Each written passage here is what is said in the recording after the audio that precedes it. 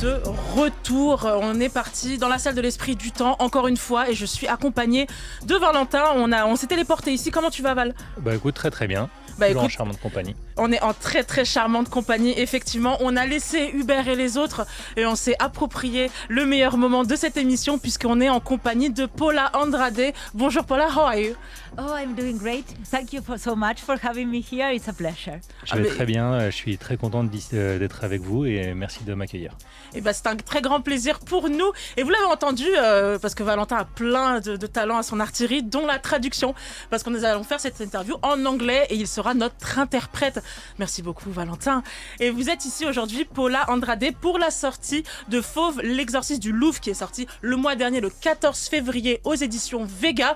Je vais refaire un très rapide pitch du manga. On va suivre Fauve, qui est une exorciste, mais pas n'importe laquelle. Elle est exorciste d'œuvres d'art et elle travaille cocorico au musée du Louvre. Et qu'est-ce que c'est un exorciste d'œuvres d'art? C'est qu'en fait, dans les peintures, les sculptures qui se trouvent au Louvre, il y a des petits mystères, il y a des choses qui s'en échappent. Et son travail, c'est en fait de rattraper ces petites bêtises qui s'en échappent et de pouvoir les remettre dans ses toiles. Donc on va pouvoir parler de Fauve, l'exorciste du Louvre, avec Paula Andrade directement. Et on va y aller tout de suite avec ma première question. C'est pourquoi avoir choisi de faire un manga sur le Louvre plutôt qu'un autre type de bande dessinée? Paula, why did you choose manga as a medium instead of other type of comics? Well, I really like black and white, first of all. And I think that you can tell a longer story with manga because of the format. So that was mostly what drew me in. And I noticed like most of my influences were from manga. So it became a really natural path. Ok, j'aime beaucoup le noir et blanc pour commencer et le manga est un format qui permet de raconter des histoires plus longues. C'est ce qui m'a attiré en premier lieu et ensuite, si je dois réfléchir un peu, la majorité de mes influences viennent de l'univers du manga. Et quel type de manga vous a le plus influencé? Which manga had the most influence on you? Well, Saint Seiya, of course. Yes! Bien sûr, Saint Seiya. Yes, Saint Seiya, above everything. But then that's like my heart. My heart is made of Saint Seiya. But other influences I have more technical. It's Urasawa, Naoki Urasawa, and Samura as well. I think it was translated differently in Argentina. It's Blade of the Immortal. That's someone I really admire.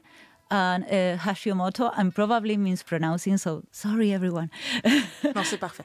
Ok, donc Saint Seiya, c'est vraiment mon cœur, mon âme. Et d'un point de vue plus technique, particulièrement Naoki Urasawa et Sawamura, donc l'habitant de l'infini, et Hashimoto aussi, que j'apprécie particulièrement. Et moi, je suis une très grande fan de Urasawa, c'est mon mangaka préféré. Quelle est l'œuvre que vous préférez le plus chez lui? So Ringo is a die-hard fan of Urasawa. He's her favorite mangaka. For myself, it's Mitsuru Adachi, but everyone has to know it. And which Urasawa manga is your favorite? 20th Century Boys. Great choice. 20th Century Boys, très bon choix. Yes. Valentin. Sorry, I was lost in translation. Très bon film. Can you tell us how the project Fauve came to be? I met my editor in a festival in Argentina. My editor is French, Frédéric Toulemont. And we were discussing which project to make, and I told him about a story about a character that could interact with artworks. And from there, he said, "Oh, this is great. We could talk with the Louvre." And I was like, is that a possibility, really? So we made the first episode and showed it to the Louvre. For me, it was like the perfect match, and they really were interested in it. So we started working with them and creating the manga. Ok, donc je reprends. Comment est né ce projet? Ça, c'était ma question que je n'ai pas traduite parce que je suis un goujat. Et donc Paula nous a gentiment expliqué qu'elle discutait avec son éditeur français, donc Frédéric Toulemont, c'est la personne chez Vega qui produit tous les mangas étrangers. Et elle lui a déjà suggéré cette idée d'exorcisme d'œuvres d'art. Et c'est à ce moment-là que Frédéric a suggéré d'en discuter avec le Louvre. Paula a été surprise, a dit quoi? On peut vraiment faire ça? Et ils ont donc réalisé le prototype, donc le premier chapitre qu'ils ont présenté aux équipes éditoriales du Louvre, qui ont tout de suite été fans. Et c'est comme ça que c'est devenu le projet qu'on voit aujourd'hui. Bah, ça m'amène parfaitement à ma prochaine question. Pourquoi avoir choisi de situer votre récit au musée du Louvre en particulier? So, why did you choose to use the Louvre Museum as the core of your fiction? But to start with, it has some of my favorite artworks. So it was a dream for me to be able to make stories about them. I started drawing because of an art encyclopedia that had many of the paintings and sculptures that are at the Louvre. So for me, it was a full circle situation. And I thought that also the museum itself is an artwork, like the whole building and the gardens, everything. So it would be the perfect home for a character, and it would be so visually interesting to see the character running around the museum. Ok. Alors tout d'abord, le musée du Louvre possède une grande partie de mes œuvres préférées. Moi-même, j'ai commencé à dessiner avec une encyclopédie d'œuvres d'art. Je recopiais les dessins et si on regarde plus à propos sur pourquoi le Louvre lui-même est un bâtiment artistique. Tout autour du Louvre est une œuvre d'art, hein, les jardins, les colonnes, et donc c'est un écrin parfait pour accueillir ce personnage. L'avoir déambulé dans cet endroit, c'est formidable d'un point de vue aussi bien visuel que d'un point de vue narratif. Et pour les spectateurs qui sont là, je change, je ne suis plus en interprète, je suis en animateur. Paula est en train de dessiner le personnage de Fauve, donc pensez à regarder aussi à la télé. Ou sur YouTube. Ou sur YouTube, pendant cette rediffusion. Valentin. Ok, donc quelle est votre œuvre préférée ou vos 2-3 œuvres préférées du Louvre? So, which are your favorite or 2-3 favorites piece of art in the Louvre Museum? Okay, so the Victoire, the Radeau, of course. It's like it's impossible for them not to be in a list. And I think the Diane of Versailles, though if I have to just pick those three.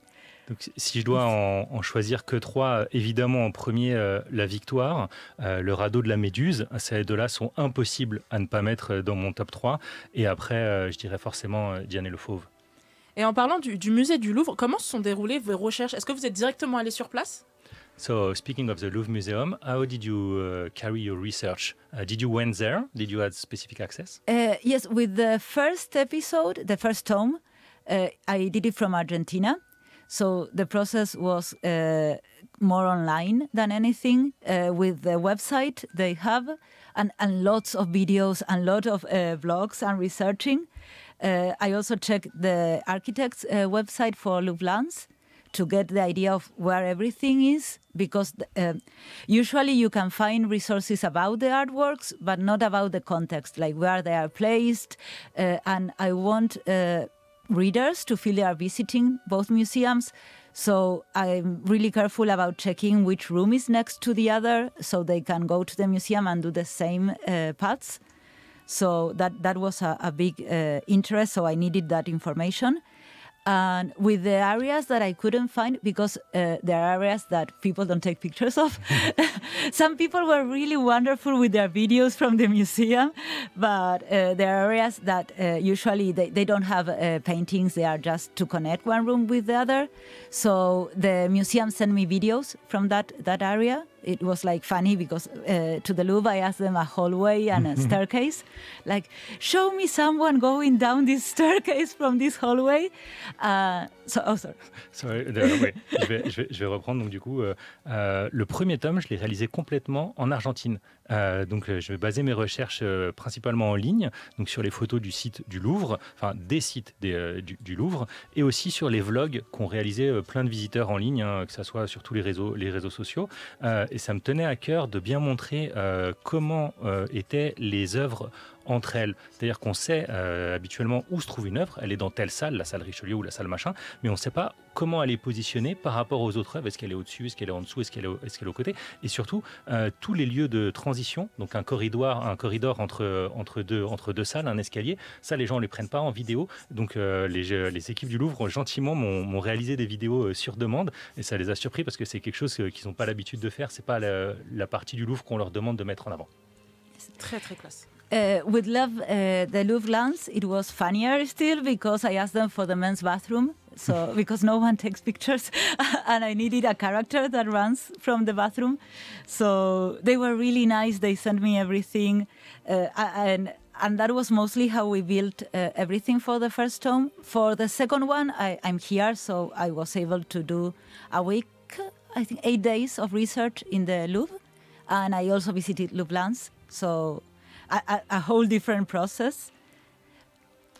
Ok, donc pour le Louvre-Lens, j'ai même une anecdote un peu rigolote, c'est que je leur ai demandé, pour le bien de l'histoire, de réaliser une vidéo des toilettes hommes, vous comprendrez en lisant, donc c'était très très marrant, très important, tout le monde a rigolé, et là je suis en France actuellement, donc j'en ai profité pour passer 8 jours à visiter le Louvre Paris et le Louvre-Lens, et donc là c'est un process complètement différent parce que je peux prendre mes propres notes et mes propres références.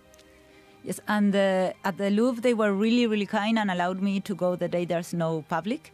So that was great, just to get the whole rooms, and the characters usually work at night, so it gets more or less the same vibe I've needed for the book. But it was also great to see the huge amount of people that go there. Ok, donc là, comme j'ai pu venir, les équipes du Louvre m'ont laissé rentrer dans ce qu'on appelle derrière le corridor, hein, donc tous ces accès, ces zones qui sont fermées, principalement les bureaux, là où les gens travaillent le soir. Et ce qui est génial, c'est que ça m'a permis de matcher ça avec l'atmosphère dans mon manga, et c'est incroyable et ça m'a bien nourri pour la suite. Ça veut dire que vous êtes aussi grande que Beyoncé, qui elle aussi a pu avoir le Louvre pour elle. Et ça, c'est incroyable. You are as famous as Beyoncé who privatized the Louvre for herself. Just for me.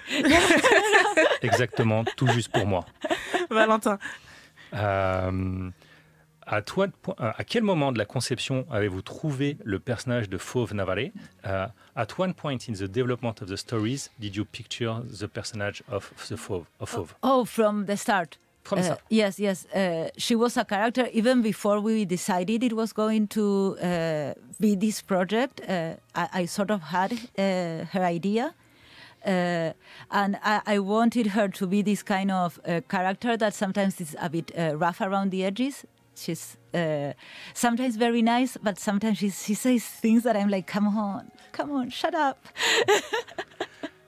Ok, bah alors en fait, dès le départ, avant même le départ, en fait, avant même ce projet, j'avais ce personnage qui traînait dans un coin de ma tête. C'est un personnage très intéressant et très riche. Elle est un peu brute de décoffrage. Parfois, elle m'échappe même un peu. Elle dit des choses qui me choquent moi-même. Et dans ma tête, je lui dis, oh là, quand même, tu pourrais être un peu plus sympa, quoi. Ben, on va rester sur le personnage de Fauve, parce que c'est une femme du coup très forte et qui n'a pas peur de dire ce qu'elle pense. Est-ce que pour vous c'était important en tant que femme de créer un modèle féminin fort? So Fauve is a very strong woman. She's not afraid of anything or anyone. Is it important for you to create a strong feminine character? Well, for me, it's like Argentinians, we do tend to talk back a lot. So it comes in our blood, I think. But it wasn't just like in purpose, but I'm greatly inspired by great women. And I like to see a character and a situation, not just about the female character, but about the men, that they react as they're equal all the time. So there's this appreciation for what everyone can bring, regardless of their gender. So the arguments they have and the discussions are between people that are really passionate about art, and that's what matters the most. So I also think that it's very important to speak our mind, regardless of the gender. Like everyone should be speaking their mind in a polite, constructive way, but not being afraid to say what you think. I think it's nice to see it, and with Fauve, it's a nice way to approach art as well, because it's very, like, she's comfortable at the museum. She's not very serious. Ok, alors vous savez, en Argentine, on est un peu toutes comme ça. On n'a pas peur de répondre, de renvoyer la balle aux garçons. Et de manière inconsciente, oui, il y a beaucoup de femmes formidables qui m'inspirent. Mais là, ce que je voulais, moi, c'était surtout mettre en scène des situations ou des relations où les hommes et les femmes parlait d'égal à égal. Là, on parle de personnes qui sont passionnées d'art et il n'y a pas besoin de notion de genre à ce moment dans les échanges. Je pense que s'il y a un message à faire passer, c'est n'ayez pas peur de parler, bien sûr, en restant dans les limites de la courtoisie. Fauve, avec sa liberté, se trouve très à l'aise dans ce milieu qui est le musée du Louvre. Je vais poser une autre question ensuite et après, promis Val, tu pourras même en poser 2 parce que je suis pas sympa. On va rester encore sur Fauve parce que c'est une femme qui refuse de se marier et qui fait face à une mère qui va pas la lâcher avec ça. Est-ce que c'est votre manière un peu de critiquer un système où l'on met sans cesse la pression aux femmes pour le mariage? Okay, so Ringo has a more personal question, I guess. Fauve refused to get married and has to deal with a mother who keep harassing her about, oh, you have to get married, you have to find someone, you have to find a man in your life, not even a woman. Is it your way to criticize a society who push women with an agenda to carry babies? Yes, maybe it's more like the generational crush. Like there's this, I thought of it's not, my mother would never pressure anyone to do anything. But I noticed with my grandmother, for example, that she's always like, oh, you went out. Oh, what did men tell you? And I'm like, if someone speaks to me on the street in a way that's sexualized, I would be so pissed off. But she's like, oh no, what did they say? And who did you meet? And I thought it would be funny to have a character that behaved that way and that disruption between someone that really cares about Fauve, but at the same time, she's not seeing her at all. So that idea or understanding that someone can be passionate about their job as well and being okay with that there is where their passion lies. So there is a bit of that clash between generations that I wanted to include. Ok, alors c'est plus un clash générationnel à mon avis. Donc par exemple, moi, ma mère me mettrait jamais une telle pression, mais par contre, ma grand-mère, quand elle me dit ouais, t'es sorti hier soir, qu'est-ce que les garçons t'ont dit? Est-ce qu'ils t'ont fait des compliments? Alors que moi, dans ma tête, si un garçon m'aborde dans la rue sans aucune sollicitation, je vais plutôt avoir envie de l'envoyer paître, quoi. Et je trouvais ça marrant ce gap, et je me suis dit tiens, je pourrais peut-être m'en servir pour mon histoire. Et donc là, la mère de Fauve, qui aime Fauve de manière indéniable, mais en fait, elle ne la comprend pas. Elle ne la voit pas en tant que Fauve être humain. Elle la voit dans un rôle que la société lui avait donné à elle-même. Et je trouvais ça très intéressant de jouer sur ce gap de situation, de compréhension. Et au final, pour moi, c'est important aussi de rappeler que oui, on peut être passionné de son job, on peut être amoureux de son travail, et c'est largement suffisant. En tout cas, merci pour ça. Ça fait plaisir en tant que femme de pouvoir lire ce genre de choses. Thank you. It's a real pleasure as a woman to read this kind of thing to get the force, the cosmos from this. Exactement. Yes. Valentin, tu as droit à 2 questions. Vas-y, fais-toi plaisir. Ok, so quand vous avez trouvé ce concept, quelles sont les premières œuvres d'art que vous avez eu envie de mettre en scène? So once you had this concept of art exorcism, how did you choose which work of art you wanted to feature first? Oh, the first ones, they are on the first episode, they were very like my favorites. That was the thought, which are the Radeau and the Victoire. I really had the image of the Radeau coming out of the frame in my head. I thought it was going to look great in a manga. And the clash with the boat of the Victoire, that was also something that I thought it was visually catching. The problem I usually have is that I imagine that, but then I have to draw it. That's so hard. But that was the first approach. I can give time to translate. Ok, parfait. Donc, en premier lieu, c'est vraiment mes œuvres favorites. Donc, comme je l'ai dit tout à l'heure, le radeau de la Méduse et la Victoire. J'avais déjà en tête, en fait, l'image du radeau qui s'échappe, qui déborde de l'œuvre d'art. Et désolé, on vous spoil un petit peu si vous n'avez pas encore lu cet excellent manga. C'est le premier chapitre, ça va. Et le clash sur le bateau de la Victoire que j'avais en tête. Le problème, c'est que quand j'imagine ces scènes très grandiloquentes, après, je dois les dessiner. Et là, c'est un autre travail à faire, quoi. And then for the other episodes, the approach is a bit more rational. Like I want to show different rooms of the museum and different styles of artwork because, like I think, if we all go to a museum, we'll like different things. So that's perfectly fine. And people will get more affinity with different styles of artworks. So that was something I wanted to show. Like all the characters in my head have different taste. So there's this idea of showing, I don't know. The diversity of... Yes, there's an episode at the second floor where there is mostly painting. There are some that will be in the areas of objects d'art. So it's a bit of everything what I try to pick, and a mixture between the really famous ones and the ones that people don't know about but would be interesting if they did. So it's a mixture of that, of having very the choices that come from my heart, and then being like, what didn't I show yet? What would be interesting to show? Like, I don't know, maybe a dish could be an interesting story. They have wonderful ones at the Louvre. Ok, donc la suite du process, hein, une fois que j'ai fait mes deux œuvres de cœur, c'était un processus plus rationnel. Donc je voulais montrer les différentes ailes du Louvre, les différentes salles et les différents styles surtout d'œuvres qu'on a, hein, que ce soit des tableaux aux statues. Et au final, on a tous des goûts différents. On ne va pas aimer la même chose quand on va visiter un musée, on ne va pas s'arrêter en même temps devant la même œuvre. Et moi, je voulais montrer cette diversité. Donc par exemple, quand je vais au deuxième étage du musée, on ne va pas s'arrêter devant les mêmes pièces.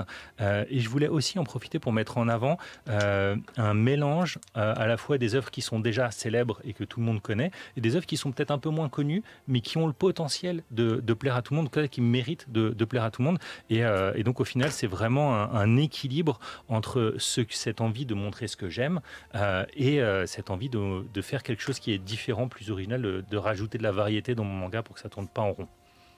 Vas-y, tu peux enchaîner avec ta deuxième question. Ok, donc deuxième question pour rester dedans. Quand vous choisissez une œuvre, est-ce que vous choisissez d'abord l'idée du trauma, de l'exorcisme qui va aller avec, ou est-ce que vous choisissez l'œuvre en premier?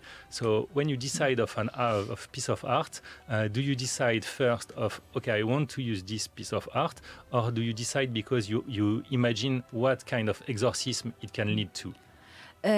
Both of them. I usually open the site, the website. I recommend it to anyone if they want to browse. And I start to think which one calls to me a little bit, like what feeling it gives me, which artworks I find interesting, because I have to enjoy drawing them to get a good story, I think. And then I go, oh, maybe this one, I don't know, I'm not saying that I'm going to use it, but just in case. During my research, I saw a painting by Corot that it was a really sad girl just on the topic of marriage. And the name is The Bride.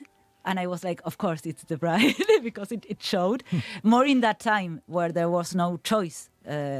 Nowadays, you choose who to marry, but then it was just, you are getting married. So I thought, okay, maybe this painting to me, I'm just happy that I found out the name before knowing it. But maybe someone that is not sure if they want to get married, probably they would be like thinking, this sort of reinforces my idea or my worries. And then I start getting the character. When I start to think about who would it affect. Like, if I see paintings with children, I'm like, oh, maybe a child would be, I want to play with these children. Or I want to play with this creepy creature that is here, that for anyone else would be like, oh, this is weird. But children would be like, this is awesome. So then I get my human character, like thinking who would react. I try to move away from myself because I'm not the only one. So I think the more variety of people I get, the more interesting the stories would be. So it's mostly that. Ok, c'est un savant mélange des deux à la fois. Donc je parcours le site web que je recommande à tout à chacun de regarder et je brose les différentes œuvres d'art et je note tout de suite celle qui résonne un petit peu envers moi, qui provoque une émotion en me disant peut-être celle-là, ça ne peut pas forcément dire que je vais les utiliser. Et parfois je m'arrête un peu plus longtemps. Donc par exemple, j'avais vu une peinture de la fille triste et je me suis dit tiens, on dirait une mariée qui a pas l'air. Après j'ai regardé le nom et c'est effectivement le titre de l'œuvre était très explicite parce que ça s'appelait La Mariée. Et donc à l'époque, on n'avait vraiment pas le choix. Hein, et en plus, on était mariés jeunes, ça c'est moi qui le rajoute. Donc là, le mariage était imposé. Et je me suis dit, peut-être que quelqu'un réagirait différemment à cette œuvre que moi, peut-être avec un background artistique un peu moins fort. Si on n'a pas le nom, on ne comprend pas forcément. Ou en tout cas, ça réveillerait les questions sans aller se dire. Et ça amènerait à se questionner. Et c'est peut-être là où je passe dans la deuxième phase.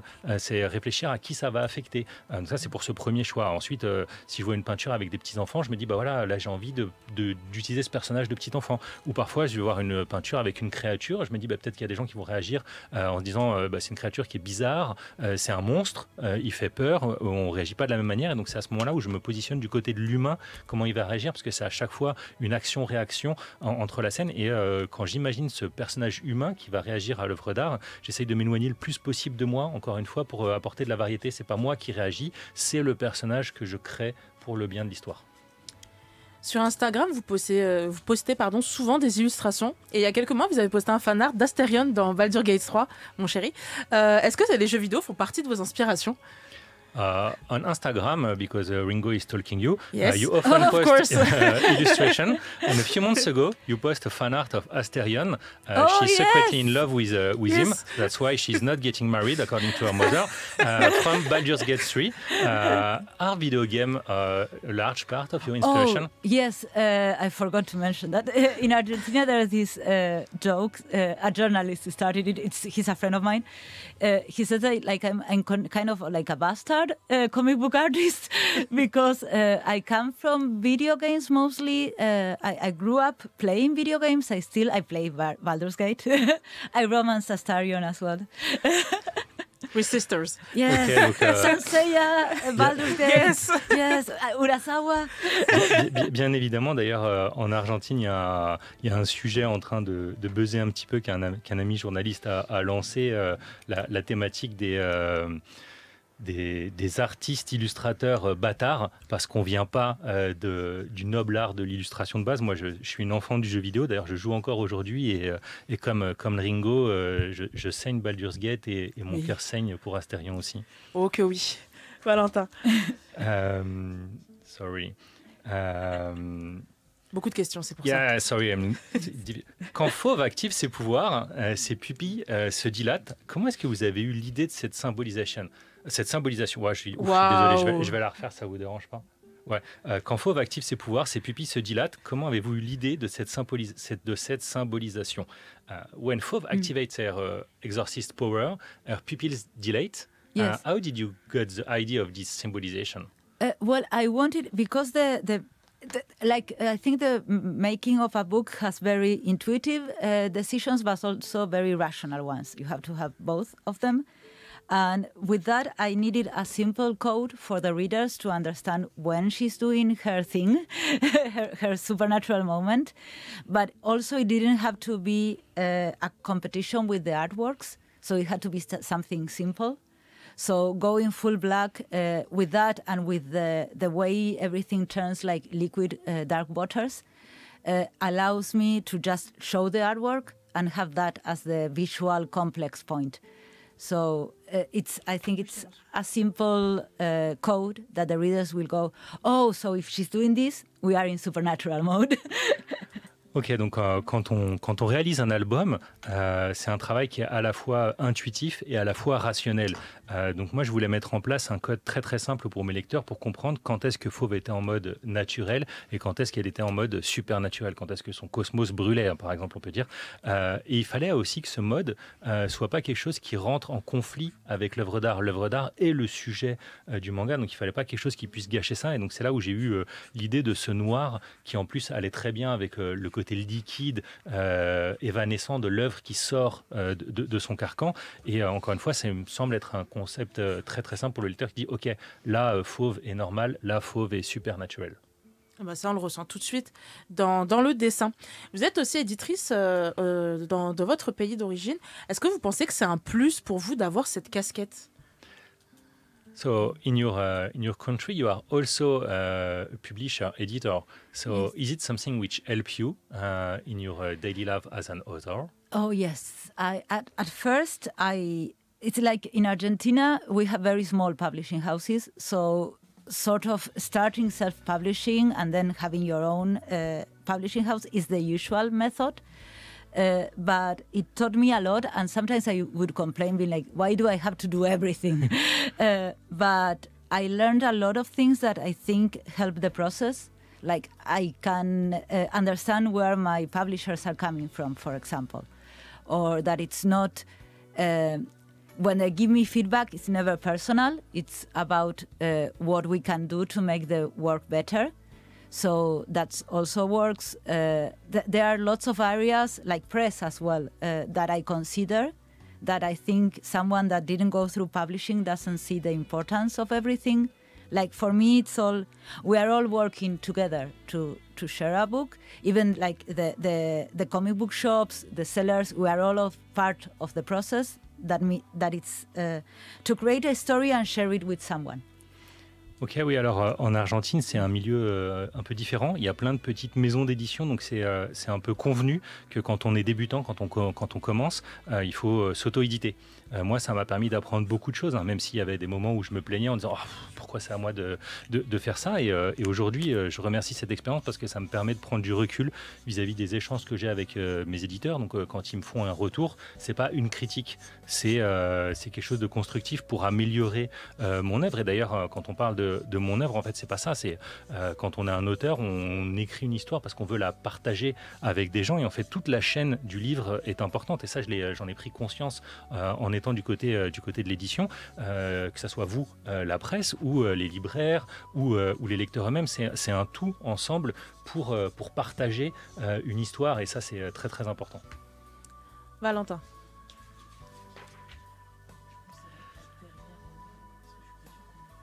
Ok. Est-ce que vous avez lu le roman de Tracy Chevalier, La jeune fille à la perle, où elle explique, elle décode une œuvre d'art? Did you read Tracy Chevalier novel, Girl with a Earl Peering? She's explaining artwork, so Fauve is a little bit explaining artwork also. I didn't read it. No. Donc non, je ne l'ai pas lu du tout. Oui, Valentin. Je peux en poser une autre ou... Bien sûr, mais bien sûr, je ne te stoppe pas. Vas-y. Quand on voit le personnage de Lucien, on imagine que vous êtes fan de shoujo manga, Uran House Club, hein, forcément, ou d'autres titres du même acabit. Quels sont les mangas que vous aimez, maintenant en dehors de Saint Seiya? Quelles sont vos références de manière générale? When we see the character of Lucien, we think that you like shoujo manga, like Uran House Club manga or stuff like this. What are your favorite type of manga, and what are your most important references outside of Saint Seiya? It's hard. No, I mostly like seinen, so that's usually my area. Like I really like horror manga, Junji Ito. I enjoy that, but I also like the whole romance authors of the 60s, I think, like The Rose of Versailles, that kind of romantic, but it's adventure, it's historical, there's so many things going on. And I do enjoy putting characters in situations that are not the typical. Like, I think Lucien is kind of like the pretty person in the book, and the charming one and the social one, which usually, perhaps for other readers, it wouldn't be his role to be that character.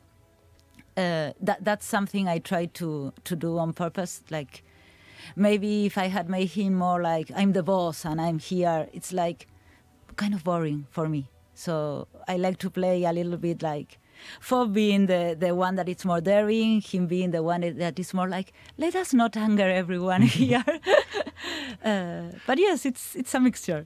Ok, alors moi j'aime surtout les seinen, j'aime énormément les mangas d'horreur, particulièrement Junji Ito, mais j'aime la romance, notamment les shoujo des années 60, hein, la Rose de Versailles, Lady Oscar, les mangas historiques comme ça j'aime beaucoup. Il y a tellement de genres que ce serait impossible de tous les citer. Dans mon approche, là, si on prend le personnage de Lucien, en fait j'aime mettre des personnages là où on les attend pas. Là, si on prend le personnage de Lucien, effectivement c'est le plus beau, c'est le plus sociable, c'est celui qui sort, qui fait machin. On n'imagine pas que c'est le boss d'un service de sécurité. Alors que si j'avais mis un boss qui arrive et qui dit voilà, bon, c'est moi le boss, vous faites ça comme ça, j'aurais trouvé ça un peu ennuyant. Donc je trouve que là, encore une fois, jouer sur ce gap, c'est quelque chose de très intéressant. Et c'est d'autant plus intéressant parce que vous avez mentionné Junji Ito. Restez connectés parce que sans doute qu'il va venir dans nos locaux aux alentours de juillet. J'en dis pas trop plus, hein, mais voilà, on vous prépare encore de très très belles choses. Moi, ce que je voudrais savoir, c'est qu'est-ce que ça représente d'être mangaka en Argentine? Est-ce que là-bas, les mangas sont populaires? So, what does it mean to be a mangaka in Argentina? Are manga very popular there? Manga are very popular. We get like most titles. Usually, the local artists that do manga, they are not as popular as the Japanese authors, but they are each year there are more. So, like the generations that come after mine, we've all been greatly influenced by manga. So you can see the influence in the new works that are being done, and I think most younger people, they really say like, I want to be a mangaka. So it's cute to see that. But there's a big affinity. So I think it became huge and universal for everyone. Ok, alors le manga en lui-même est très très très populaire en Argentine. On a quasiment tout qui finit par arriver chez nous. Les artistes argentins sont bien sûr moins connus, les mangakas argentins sont moins connus que leurs compères japonais, mais on voit à chaque nouvelle génération de plus en plus d'artistes, de plus en plus aspirants mangaka, qui sont biberonnés quasiment qu'à ça. Et donc aujourd'hui, il y a une vraie aspiration, c'est plus un effet de mode. Et d'ailleurs, on peut dire que le manga maintenant est rentré dans la culture et ce de manière mondiale, à regarder en France, en Argentine. Et en même temps, le manga, c'est merveilleux. Tout comme vous, Paula Andrade, merci encore beaucoup. Thank you very much pour votre temps. Je vous rappelle que Fauve, l'exorciste du Louvre, est disponible dans vos meilleures librairies depuis le 14 février. Le deuxième tome, bon, vous attendez pas à ce que ce soit tout de suite, mais ça arrive très bientôt. Merci beaucoup, Val. Tu as été impeccable. Incroyable. Je pensais pas que tu étais aussi fort en anglais. Désolé, c'était on t'appellera peut-être de plus en plus. Encore une fois, merci beaucoup. Thank you very much, Paula. Merci à vous. Thank you so much. En plus, vous parlez bien français, mais c'est merveilleux. Merci à la régie, merci à Hubert, merci à Nice en début d'émission. Merci à Vega Dupuis, merci à Shade, merci à notre producteur Face. Et on se retrouve la semaine prochaine, même heure, 19h, 21h sur Move. Bye bye.